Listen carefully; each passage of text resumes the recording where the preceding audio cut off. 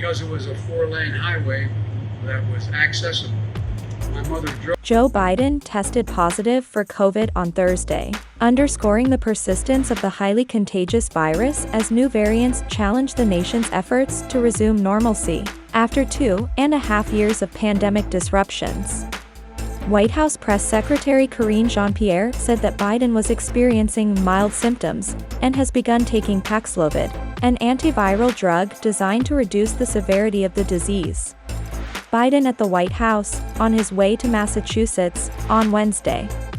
She said Biden will isolate at the White House and will continue to carry out all of his duties fully during that time.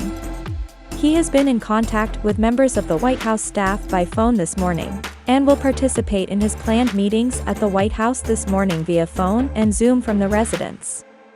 Biden is fully vaccinated, after getting 2 doses of the Pfizer coronavirus vaccine shortly before taking office, a first booster shot in September and an additional dose March 30th. In a letter released by the White House, Kevin O'Connor, the president's physician, described Biden's symptoms as mild. Mostly rhinorrhea, or runny nose, and fatigue, with an occasional dry cough, which started yesterday evening, O'Connor wrote. He noted that he anticipates that he will respond favorably to Paxlovid, as the most maximally protected patients do. First Lady Jill Biden has tested negative, according to her office. The First Lady is in Detroit for an event at a local school. Before the event started, Biden briefly addressed news of her husband testing positive for COVID. "My husband tested positive for COVID. I talked to him just a few minutes ago. He's doing fine, he's feeling good," she said. "I tested negative this morning.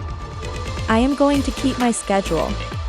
The president was scheduled to deliver a speech on gun violence in Pennsylvania on Thursday.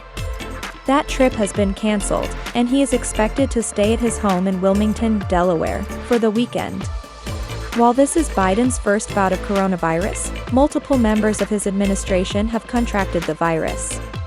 Vice President Kamala Harris had COVID in April, and Xavier Becerra, the Secretary of Health and Human Services, and Antony Blinken, the Secretary of State, both tested positive in May.